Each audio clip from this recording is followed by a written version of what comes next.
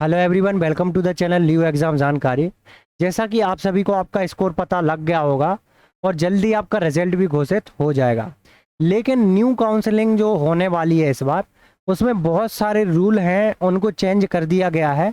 अगर आपने इन रूल्स को नहीं समझा और आपने अप्लाई कर दिया तो आप काउंसलिंग से बाहर भी हो सकते हैं और आप पे केस भी चल सकता है।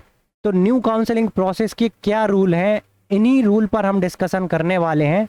इसके अलावा आपको ये भी बताया जाएगा इन रूल की वजह से जो अभ्यर्थी 20 या 30 नंबर से परीक्षा से बाहर हो जाते थे, मतलब जैसे उनके 400 मार्क्स हैं या फिर 450 मार्क्स हैं, पता चला 430 मार्क्स पर एमबीबीएस कॉलेज मिल रहा था और उसके 400 मार्क्स थे, तो 30 मार्क्स से वो बेचारा बाहर रह गया, जिसके कारण अब उसको नेक्स्ट ईयर के लिए तैयारी करनी पड़ती थी। अब ऐसे अभ्यर्थियों को इन रूल की वजह से फ़ायदा मिलने वाला है और ये रूल एनटीए लेकर नहीं आया है, इस रूल को सुप्रीम कोर्ट ने दिया है। तो सुप्रीम कोर्ट का सबसे पहले तो मैं आभार व्यक्त करना चाहूँगा कि अभ्यर्थियों के विषय में उन्होंने कुछ सोचा।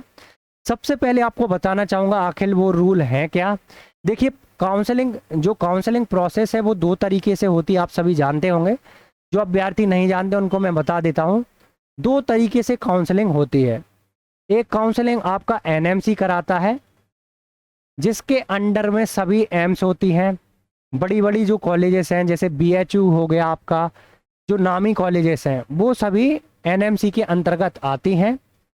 और इसके अलावा एक काउंसलिंग कराता है आपका स्टेट कोटा।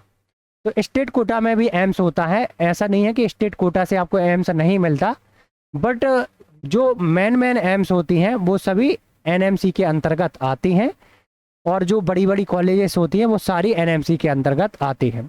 अब जैसा कि इसमें अच्छी कॉलेजेस होती हैं तो इसका कट ऑफ भी हाई जाता है, तो इसका कट ऑफ भी हमेशा से हाई रहता है और इसका कट ऑफ जो है वो लो रहता है। तो स्टेट कोटा में कॉलेज मिलना आसान होता है एनएमसी कोटा के मुकाबले। अब सबसे पहले हम बात करने वाले हैं आखिर ऐसे कौन से रूल हैं जिनके कारण अभ्यर्थियों को इस बार फ़ायदा मिलने वाला है। तो पहला रूल है आपका, पहले रूल को जानने के लिए एक एग्जाम्पल मैं आपको देना चाहूँगा।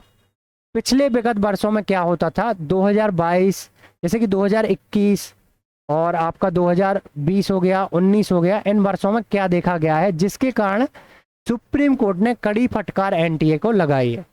तो देखिए क्या होता था, जैसे एक अभ्यर्थी है, सपोज करिए उसके 650 मार्क्स आ जाते हैं। 650 मार्क्स आने के कारण अब वो एनएमसी की काउंसलिंग में भी पार्टिसिपेट करेगा और जो स्टेट कोटा है उसकी काउंसलिंग में भी पार्टिसिपेट करेगा, क्योंकि उसके 650 मार्क्स हैं तो वो कहीं पे भी जाएगा, दोनों जगह उसको अच्छी कॉलेज मिल जाएगी। ठीक है, तो इस कारण से अभ्यर्थी सबसे पहले एनएमसी की काउंसलिंग में पार्टिसिपेट करता है और एक सीट को लॉक कर लेता है, फिर इसके बाद स्टेट कोटा में पार्टिसिपेट करके एक सीट को लॉक कर लेता है। ऐसा करके एक अभ्यर्थी के खाते में 2 सीटें चली जाती हैं। अब आप सभी जानते होंगे, ऑब्जेक्ट सी बात है कि अभ्यर्थी एनएमसी की तरफ ही जाएगा, स्टेट कोटा की जो सीट है उसको खाली छोड़ देगा। लेकिन अभ्यर्थी को लगता है कि ये उसने छोड़ दी तो ये दूसरे को मिल जाती होगी, लेकिन ऐसा नहीं होता था।